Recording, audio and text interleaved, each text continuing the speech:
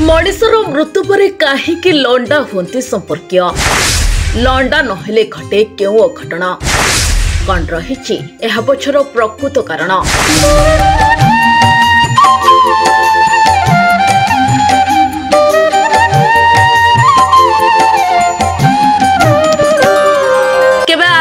मनरे प्रश्न उंकी मारी कि जड़े व्यक्ति मृत्यु पर कहीं बंधु संपर्क माने लंडा होइथांती।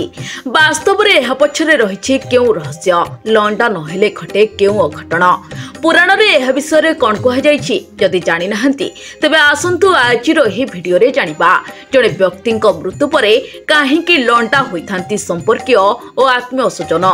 दर्शक बंधु जन्म और मृत्यु हेउछि चिरंतन सत्य। मनीष ए पृथ्वी जन्म नहीं माने ताकू ए दुनिया छाड़ी दिने ना दिने जीवाक पड़िबो।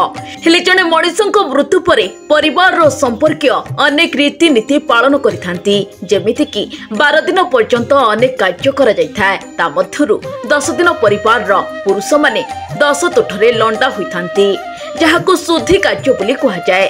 तेबे गरुड़ पुराण अनुसार मृत्यु पर मृतकर आत्मा को नेबा पाई जमपुर दूत आसी एवं सही जीवात्मा को निज सहित नहीं जाती।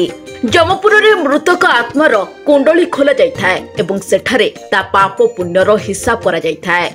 हिंदू धर्म रे जन्म ठारू आरंभ करी मृत्यु पर्यंत मनीष अनेक रीति नीति सह बंची थाए। क्यों समय कौन करबा आवश्यक ताहा हिंदू पुराण रे लिखित रही।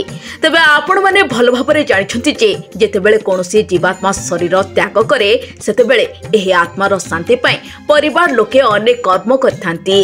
नीति और नियम अनुसार होइथिबा कार्य ही आत्मा को नुआ शरीर रे तांकर प्रवेश द्वार खुली थाए और से स्वर्ग को जाई थाए।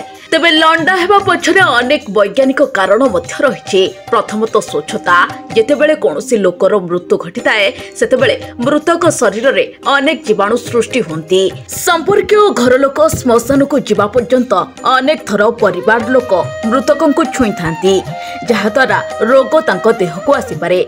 सेथिपाई मृत शरीर को पोड़िबा परे स्नान करने को जानती। हेले पुराण अनुजाई जदि परिवार और संपर्क लंडा होंती तेबे आत्मा को स्वर्ग रे स्थान मिलता है बोली कहा जाए। Bureau report BNS live.